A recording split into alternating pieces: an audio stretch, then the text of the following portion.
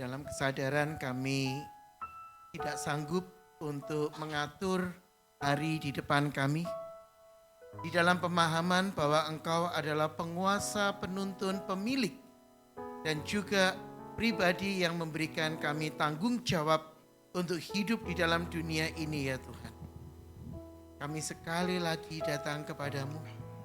Kami sekali lagi mencari kepuasan kami. Kami mencoba untuk menggali dan menemukan kebutuhan kami yang terbesar di hadapan-Mu. Khususnya ketika Tuhan izinkan kami untuk memasuki tahun yang baru sekali lagi. Membuat kami bisa menoleh ke belakang. Membuat kami dapat melihat penyertaan dan tuntunan Tuhan. Dan kami berhitung satu demi satu hari yang kami lalui. Berkat yang kami alami. Tuntunan yang Tuhan siapkan bagi kami. Dan kami menatap ke depan dengan pertanyaan dan pengharapan. Tuhan, pegang tangan kami. Tuhan, pimpin kami. Tuhan, kuasai kehidupan kami. Supaya kami dapat dengan yakin mengatakan sungguh Engkau adalah satu-satunya pengharapan, satu-satunya sukacita, satu-satunya kekuatan di dalam kehidupan kami. Bimbing kami ya Tuhan. Ketika kami akan membuka firman-Mu, ketika kami akan merenungkannya, ketika kami sekali lagi akan menguji kebenaran firman Tuhan ini di dalam pemahaman yang Tuhan berikan kepada kami. Ya Bapa, satu doa kami, berbicaralah ya Tuhan, sebab kami anak-anak-Mu siap untuk mendengar. Bimbing kami ya Bapa supaya kami dapat dan bisa menjadi alat yang memuliakan nama-Mu. Demi nama Tuhan kami Yesus Kristus, kami berdoa mengucap syukur dan berharap hanya kepada Tuhan. Amin. Mari silakan duduk. Saya undang untuk kita membuka bagian Alkitab dari 1 Timotius pasal yang keempat. 1 Timotius pasal yang keempat, kita akan melihat ayat 1 sampai dengan ayat yang kelima. 1 Timotius pasal yang keempat, ayat 1 sampai dengan ayat yang kelima. Saya mengajak Anda untuk membaca bertanggapan, bergantian. Bagi saudara-saudara yang rambutnya melewati bahu, silakan baca ayat-ayat yang genap. Bagi Anda yang rambutnya tidak melewati pundak atau tidak melewati bahu, saya ajak membaca ayat-ayat yang gasal, yang ganjil. Bagi saudara-saudara yang baru sadar saatnya potong rambut, masih ada kesempatan saudara-saudara ya. Oke, mari yang rambutnya tidak melewati bahu. Kita baca lebih dahulu ayat yang pertama, 1 Timotius pasal yang keempat. Demikian firman Tuhan. Tetapi Roh dengan tegas mengatakan bahwa di waktu-waktu kemudian ada orang yang akan murtad lalu mengikuti roh-roh penyesat dan ajaran-ajaran setan.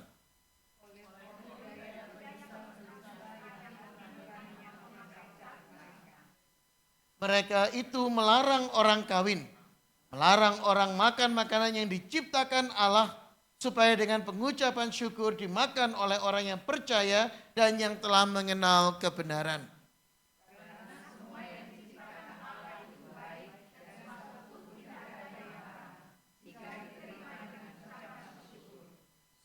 Sebab semuanya itu dikuduskan oleh firman Allah dan oleh doa. Sampai di sini pembacaan kita yang disebut berbahagia adalah setiap orang yang membaca firman, memikirkan, menggumuli dan mempraktekkan di dalam kehidupannya sehari-hari. Saudara, Alkitab di depan saya sudah terjemahan yang paling baru, maka saya terus noleh ke belakang karena ada perbedaan dalam terjemahan. Ya, jadi jangan dikira saya bawa Alkitab yang lain, saudara. Ya, Alkitabnya sama, cuman terjemahan saya sedikit berbeda. Jadi itu sebabnya. Saudara, kita masuk di dalam tahun yang baru. Kita sekarang masuk di dalam minggu, kita sudah mulai minggu yang kedua di dalam tahun yang baru. Pertanyaannya saudara-saudara, kalau Anda menoleh ke belakang, kalau Anda melihat ke belakang, apa yang Anda gali, apa yang dapat Anda simpulkan, apa yang dapat Anda rasakan dan miliki dan yakini dari tahun yang sudah lewat. Saudara, saya tidak tahu seberapa kehidupan perjalanan mengajar Anda, mendidik Anda. Mungkin ada kekasih yang sudah tidak bersama-sama dengan Anda lagi. Mungkin juga saudara Anda mendapatkan sesuatu yang membuat Anda menjadi lebih bersukacita, ekstra bahagia memasuki tahun yang baru. Saudara, tetapi apapun juga keadaan kita, apakah ketidakpastian, apakah pertanyaan, apakah kebahagiaan, ataukah sesuatu yang membuat kita yakin dengan apa yang di depan. Saudara, satu hal yang pasti, Anda bisa tahu masa depan enggak? Saudara, sehebat-hebatnya manusia, sepandai-pandainya manusia, sepinter-pinternya manusia, kita cuma tahu dua sisi dari hidup. Kita bisa tahu masa lalu. Saya selalu senang kalau ke sini karena ketemu dengan saudara saya dan selalu ada kalimat dulu. Nah itu. Sudah mulai mengingat masa lalu, saudara, mengenang ketika dulu. Nah, saya terus diajari sesuatu yang baru, sesuatu yang mungkin saya tidak tahu, sesuatu yang mungkin saya pikir-pikir, oh iya ya, saya ada di sana. Saudara, kita bisa mengingat masa lalu, kita mengenang masa lalu. Kita juga tahu apa artinya masa kini. Kalau kita melihat ke masa kini, kita tahu kita ini sedang di mana. Dan melihat yang masa lalu, kita melihat masa kini, maka kita membuat perencanaan untuk masa depan. Tapi Anda bisa tahu masa depan enggak? Saudara, lalu kenapa kita perlu membuat rencana masa depan? Loh Pak, tradisinya kan gitu Pak.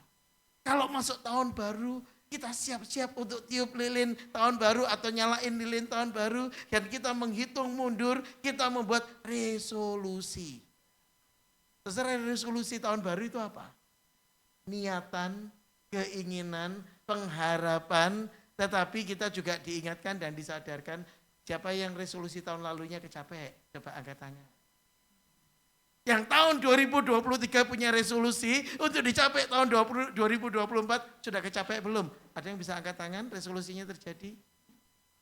Belum Pak, masih seri 1. Karena belum nutut. Harus maju lagi ke seri 2, begitu kan? Saudara-saudara, di situ Anda dan saya disadar. Ketika kita memasuki tahun yang baru, ketika kita diizinkan Tuhan melangkah di tahun yang baru, pertanyaannya adalah bagaimana Anda dan saya bisa memuliakan Tuhan dengan keberadaan kita. Saudara, kalau Anda lihat judulnya dikasih kan, teman-teman Toyo ya, dibagiin kan ya. Memuliakan Tuhan dalam kemanusiaan. Saudara, seringkali kita berpikir, hidup ini dibagi dalam dua bagian. Hidup ini terbagi dalam dua sisi.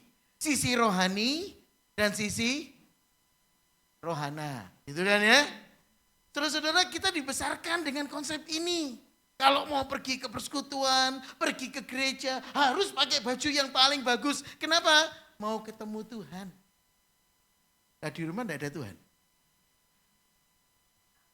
Ada, gitu ya. Lalu kenapa kalau pergi ke gereja Anda tampak cantik, di rumah tampak kusut? Betul saudara-saudara? Kita itu harus mengutamakan Tuhan. Kalau mau makan, berdoa dulu. Kenapa? Rohani, kegiatan rohani. Oke. Kalau Anda mau pergi kerja, berdoa enggak? Kalau Anda mau melakukan bisnis, mau mengambil transaksi, mau mengambil keputusan, berdoa enggak? Kadang doa, kadang enggak Pak, tergantung ingat apa enggak. Loh kenapa kok tergantung? Iya Pak, saking biasanya.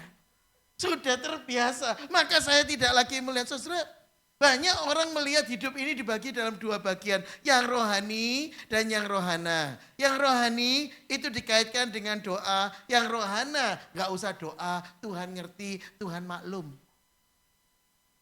Saudara, Paulus mengatakan dalam pasal yang keempat ayat 1, Roh dengan tegas mengatakan bahwa pada waktu kemudian, di waktu-waktu kemudian ada orang yang akan murtad lalu mengikuti roh-roh penyesat dan ajaran-ajaran setan. Saudara, kata murtad di sini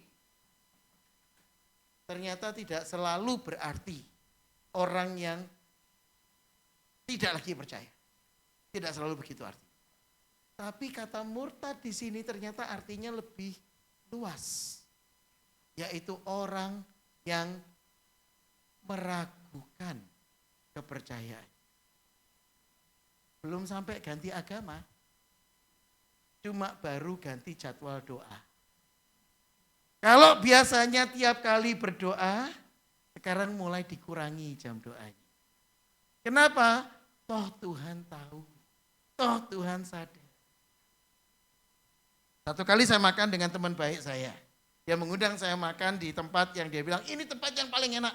Nah ketika kami duduk berdua dan siap-siap doa, saya mengatakan, yuk doa dulu yuk Ben. Dia bilang, ini mah makanan enak. Kamu enggak doa juga kamu akan menerima ini dengan sukacita. Soalnya makanan enak. Kalau makanannya enggak enak, baru kamu doa. Siapa tahu ada racunnya gitu. Nah saudara-saudara, itu sebuah kalimat kecil. Tetapi bagi saya itu sudah menunjukkan sesuatu apa yang terjadi dengan kehidupan keimanan. Siapa yang bisa memilah-milah, oh ini layak didoakan, oh itu tidak layak didoakan. Apa sih doa itu? Apakah doa itu sekedar tempel metereh supaya Anda dan saya bisa disahkan untuk melakukan sesuatu? Atau di dalam pemahaman Alkitab, doa memiliki nilai yang lebih tinggi lagi. Kita akan gali kemudian, karena kata doa muncul di ayat yang kelima. Saudara-saudara, ayat yang kedua menegaskan oleh tipu daya pendusta-pendusta yang hati nuraninya memakai cap mereka. Mereka melarang orang kawin, melarang orang makan makanan yang diciptakan Allah, supaya dengan pengucapan syukur dimakan oleh orang yang percaya dan yang telah mengenal kebenaran. Saudara-saudara, perhatikan ada dua masalah yang dipersoalkan di sana, yaitu kawin dan soal makan. Kalau kamu mau mengikut Tuhan, kamu harus hidup suci. Hidup suci artinya tidak boleh berpikir soal kawin. Hidup suci artinya tidak diganggu dengan hal-hal yang bersifat jasmani, bersifat kesukaan pribadi. Disingkirkan itu semua, kamu fokus kepada pelayanan Tuhan. Baik enggak? Baik, saya tidak melarang. Asalkan itu dilakukan dengan hati nurani yang jujur. Tapi kalau itu dilakukan karena keterpaksaan, kalau itu dilakukan dengan ambisi, kalau itu dilakukan demi untuk kepentingan diri sendiri, karena dia memakai baju khusus untuk menunjukkan bahwa dia adalah seorang rohaniwan, seorang petinggi, mengharapkan apa? Hormat dari manusia. Maka itu bukan hamba Tuhan. Saudara, minggu yang lalu ketika saya pertama kali datang, langsung diajak sama teman-teman persekutuan kumpul. Dan mereka tanya saya, bagaimana pelayanan? Apa yang kamu bisa sharingkan kepada kami tentang pelayanan orang Kristen hari ini? Saya mengatakan kita perlu kembali ke Alkitab lagi, karena banyak pendeta banyak orang yang menyebut diri hamba Tuhan, tapi hamba Tuhannya punya grup-grup, punya level-level, saudara. Ada hamba Tuhan kejadian. Hamba Tuhan kejadian artinya apa? Ketika dia kumpul-kumpul persekutuan, Pak bisa kasih renungan, pendetanya absen. Loh, saya enggak persiapan. Bisa, sampean kan pinter ngomong, khotbahnya hari ini hamba Tuhan kejadian. Enggak berniat tapi dijadikan gitu kan. Ada hamba Tuhan keluaran. Saya ini keluaran sekolah. Karena saya keluaran sekolah, saya lebih pinter dari Anda. Tuh, ini pengurus gerejanya sudah 60 tahun jadi orang Kristen.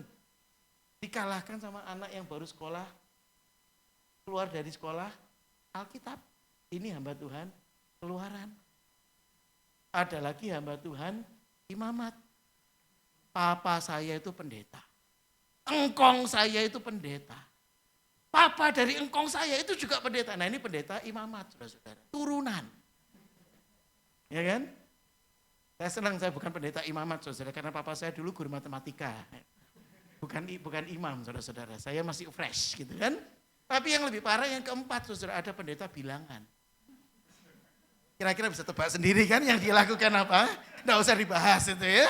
Nah saudara-saudara, Ketika kita bicara soal pelayanan, ketika kita bicara tentang panggilan kehidupan, pertanyaannya adalah apa yang kita lakukan di hadapan Tuhan?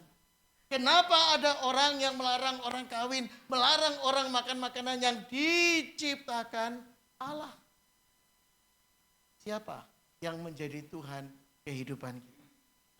Ayat yang keempat. Sebab semua yang diciptakan Allah itu baik.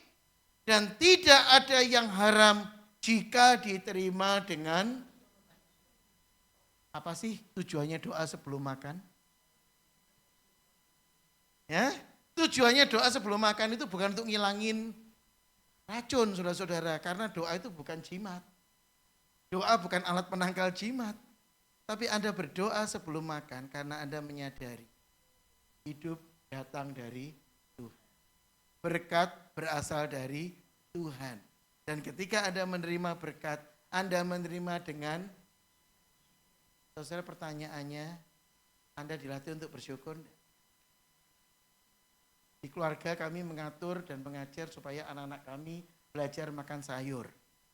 Kenapa perlu anak-anak itu belajar makan sayur? Karena banyak sekali orang-orang Kristen, saudara-saudara, ketika mereka duduk makan, ketika mereka mau makan, mereka berdoa mengucap syukur, begitu buka mata, habis amin, langsung ngomong, "Ma, kok cuma tempe?" Loh, katanya tadi berdoa menerima dengan ucapan syukur. Memang ada apa masalahnya dengan tempe?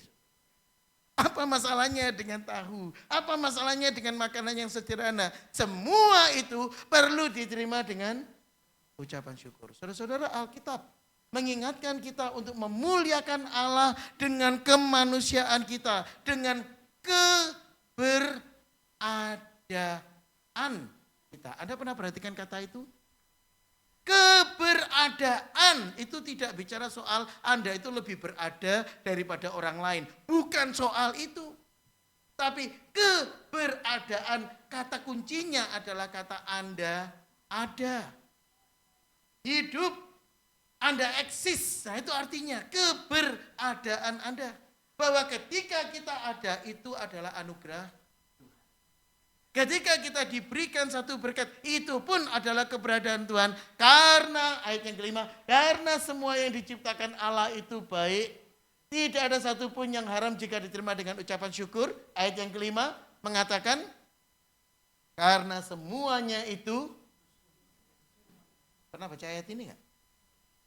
Dikuduskan, apa artinya dikuduskan? Dikhususkan, thank you Jay. Artinya disiapkan secara spesial.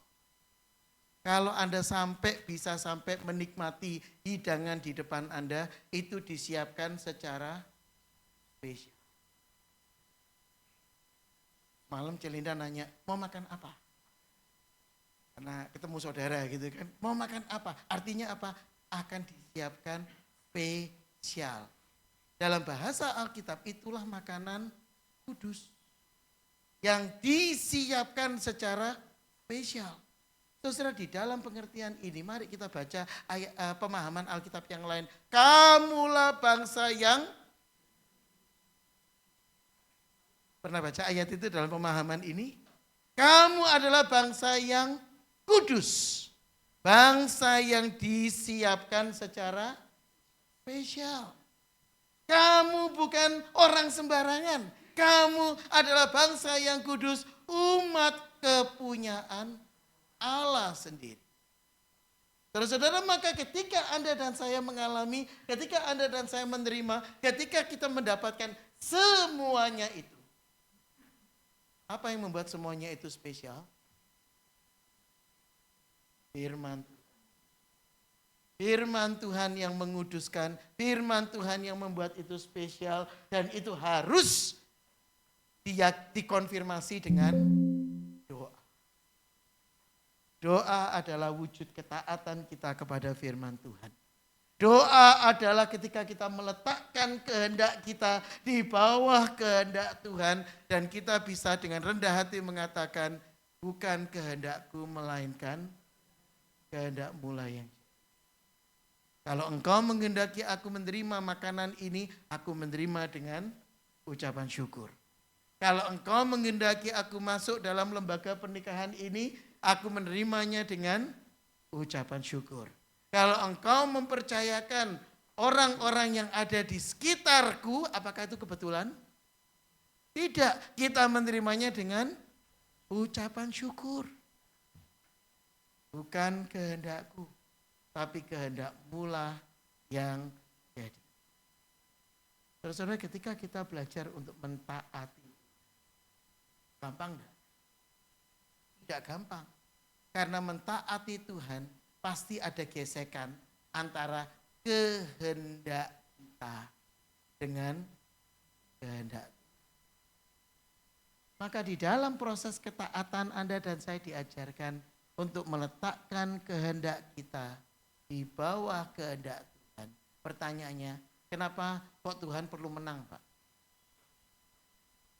Kan seenaknya aja Tuhan itu harus menang terus, kita kalah terus. Ini bukan soal menang dan kalah, saudara-saudara. Ini soal yang saya bahas di depan tadi. Manusia punya kemampuan melihat masa lalu. Manusia punya kemampuan menilai hari ini. Tapi Anda punya kuasa mengatur masa depan. Saudara, di situ kita membutuhkan Tuhan. Di situ kita perlu bersandar kepada Tuhan. Di situ kita berpegang kepada kehendak Tuhan. Karena tuntunan kehendak Tuhan akan memberikan kita kekuatan, keberanian, dan kemampuan untuk menjalani masa yang baru. Tuhan mengajak kita memuliakan Dia. Bukan dengan menjadi orang yang tidak Tuhan inginkan dari kita. Tuhan menginginkan kita untuk memuliakan Dia di dalam segala keberadaan kita. Kita sebagai manusia, kita sebagai orang biasa. Anda dan saya punya perbedaan. Saya nggak bisa putih karena saya suka rawon dan kopi, saudara-saudara. Susah untuk putihnya. Dan setiap kali saya minum susu, saya selalu punya masalah dengan perut saya. Saudara-saudara, itu sebabnya saya setia dengan rawon dan kopi, dan saya nggak bisa putih-putih, itulah realitas saya. Anda berbeda, tidak apa-apa. Kita dipanggil untuk memuliakan Allah dalam keberadaan. Ketika kita ada, kita memuliakan. Ketika kita ada, Tuhan mengajar kita untuk menaati Tuhan. Loh Pak, saya tidak boleh punya keinginan sendiri. Boleh, tapi keinginan Anda dan saya ini kita cocokkan dengan keinginan Tuhan. Dan di situ kita belajar untuk taat, memasuki tahun yang baru. Bagaimana kita bisa memuliakan Tuhan? Dengan menjadi pribadi yang Tuhan inginkan. Setiap kita jadi unik, setiap kita orangnya spesial, tapi kita dispesialkan. Demi untuk kemuliaan.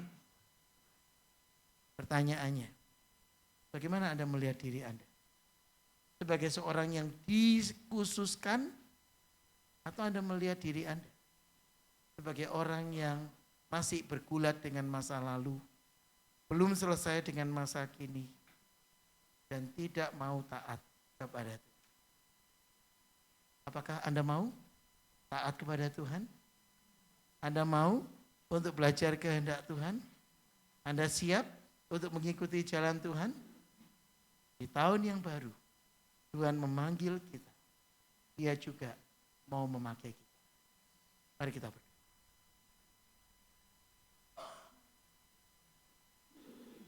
Dalam ketidakmampuan, kami datang kepada Tuhan. Mencari kehadiran-Mu. Mengenal keberadaanmu, dan kami bersyukur untuk firman Tuhan yang Tuhan berikan kepada kami sehingga kami dimampukan untuk mengerti panggilan Tuhan, diajak untuk melihat rencana Tuhan.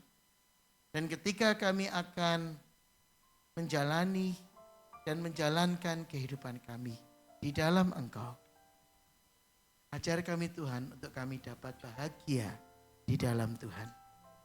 Tolong kami ya Tuhan supaya kami dapat sepenuhnya berharap kepada Tuhan. Dan tuntun kami supaya kami dapat menjadi alat kemuliaan Tuhan. dengan segala keberadaan kami. Dengan segala keadaan kami. Ajar kami ya Bapa, untuk kami dapat belajar memuliakan Tuhan. Demi nama Tuhan kami Yesus Kristus, Tuhan dan Juru Selamat kami yang hidup, Allah kami yang setia. Kami serahkan hidup kami di tahun yang baru ini. Kebersandaran kami kepada Tuhan. Dan perjalanan kami untuk kami memuliakan Engkau. Demi nama Tuhan Yesus, kami berdoa dan mengucap syukur. Amin.